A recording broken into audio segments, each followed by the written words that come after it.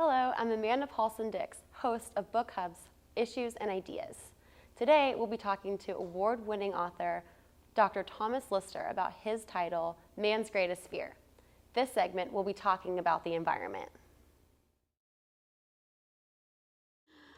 Thomas, you mentioned in your book that the constant battle between man and the environment will eventually wipe out what Mother Nature created for us. Do you think that there is a point where men can stop destroying and focus all of that anger and energy towards something positive? No, man has to be forced to change. He's got his 45,000-year-old brain when he became Homo sapien sapien, wise man, which is such a misnomer. And his purpose is conquer, control the environment, all right? Make it safer for the mate and offspring. He needs to see his impact on the environment. In the process, he destroys it. Conversely, woman creates her meaning. She's a personification of God on this planet. I mean, she sees her creation. And so man is restless and he's constantly looking for his meaning. He has to see his impact, and that means chopping down forests. When he chops down a forest, he says, "Ah, what a great day, look at what I accomplished." The typical woman will come up to him and say, "Oh my God, what have you done?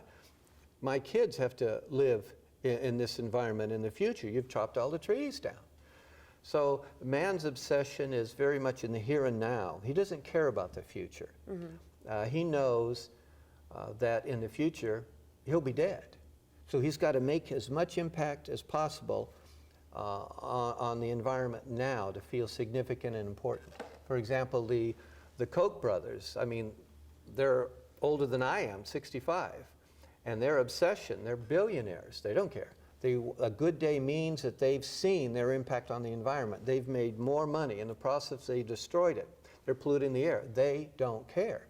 They must have more money, more power. They've got to have bigger corporations. That means that they're significant, they're worth something. Because instinctively, man knows the truth that Horace, the Greek, said centuries ago: we are but dust and shadow. Dust and shadow, here today, gone tomorrow. Temporary, right. Yes. Woman, when she creates life, she becomes immortal, right? She's a personification of God on this planet. And so that's why she's so at peace with herself and comfortable. So the two forces are way out of balance, the yin and yang. And so man has to, someone has got to harness the destructive force of man, otherwise he will keep destroying all of the whales, chop down all of the Amazon forest, overfish. Right now the Japanese have overfished so much in their side of the ocean that jellyfish, they're wondering, oh my gosh, where are all these giant jellyfish coming from? They're clogging everything. This is horrible. Well, they're so short-sighted, they haven't listened to the biologists who said, look, it's a chain, a food chain. You're killing all the predators that eat the jellyfish. When you kill all the predators that eat the jellyfish, guess what? The jellyfish, their population explodes. And so man has an impact on the environment, and he does all he cares is that every day he can see that impact. But in the process, he destroys it. That's why, for us to survive, we've got to join environmental groups and harness the destructive force of man by force, by political force, by any force necessary, because otherwise he'll destroy everything. I find it interesting that the impacts that you refer to are all linked to money and power, which, if you think about it, are completely abstract ideas. Man created currency, man created the government, man created religion, which is, you know, what he claims puts him above someone else, when what is real, the environment, where we live, what sustains us physically, is the last priority. Exactly, exactly. And again, that's so well summarized, because again, man's attitude is, yeah, I know I'm destroying the environment, I don't care. Yeah, but I gotta make money, I gotta live day to day. I gotta have a good day. A good day means I've made more money. I don't wanna sit back and be a Warren Buffett and give money away, that man's crazy.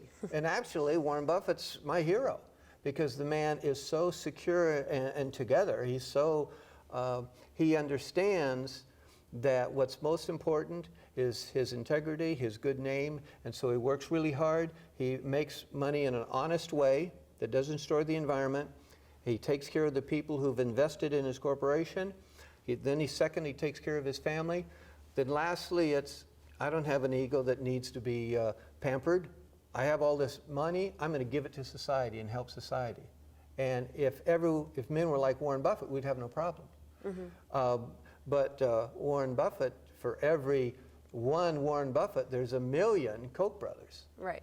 And so that's why we're on the road to human extinction, and it's all man-made. Who do you think is accountable for the destruction of the environment? Who needs to be, taken out of the game, basically? The typical man needs to be removed from power. And people who are capable of this new manner of thinking to which Einstein refers, they need to be put into power, such as the Dennis Kucinich, the Elizabeth Warrens, the Bernie Sanders, the Dr. Ron Pauls, the Pat Buchanans. Those people need to be put in power. But it's so incredibly difficult because you have these men entrenched, like Dylan Ratigan says, we have the best government that money can buy. And so you have these men and women entrenched in power, and they're getting all this political payoff from these corporations and the military-industrial complex, and that keeps them in power. Thank you, Dr. Lister, for your appearance on this segment of Issues and Ideas by Book Hub.